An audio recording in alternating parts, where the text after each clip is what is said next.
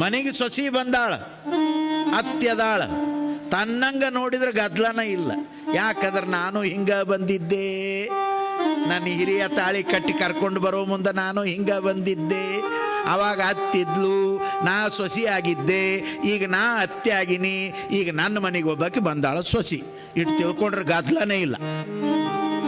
ನಂದ ನಡಿಬೇಕಂದ್ಲು, ಶುರುವಾತ್ ನೋಡ್ರಿ. ಮನೆ ಒಂದೋಗಿ ಎರಡಾದು. ಈಗಿನ ಕಾಲದೊಳಗೆ ತಾಳುವಂಥವರೇ ಇಲ್ಲ.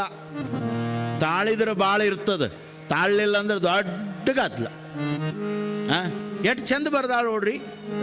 ಆಡು ಭಾಷೆಯೊಳಗೆ ಜನಪದ ಗರತಿ ಗಂಗವ್ವ ಬರ್ದಾಳ.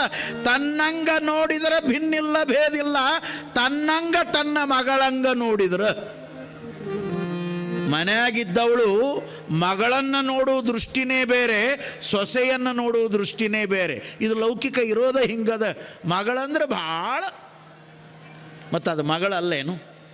ಹಡ್ದವ್ರನ್ನ ಬಿಟ್ಟು ನಿನ್ನ ಮನೆ ಉದ್ಧಾರ ಮಾಡಾಕ ಬಂದದ, ಅದನ್ನು ಮಗಳಂತ ತಿಳ್ಕೊ. ಅದು ಕೊಟ್ಟ ಮನೆಗೆ ಹೋಗ್ಯದ, ಅವ್ರ ಮಗಳಂತ ತಿಳ್ಕೋಬೇಕು. ನೀ ತಿಳ್ಕೊಂಡು ಆಗೋದೇನದು?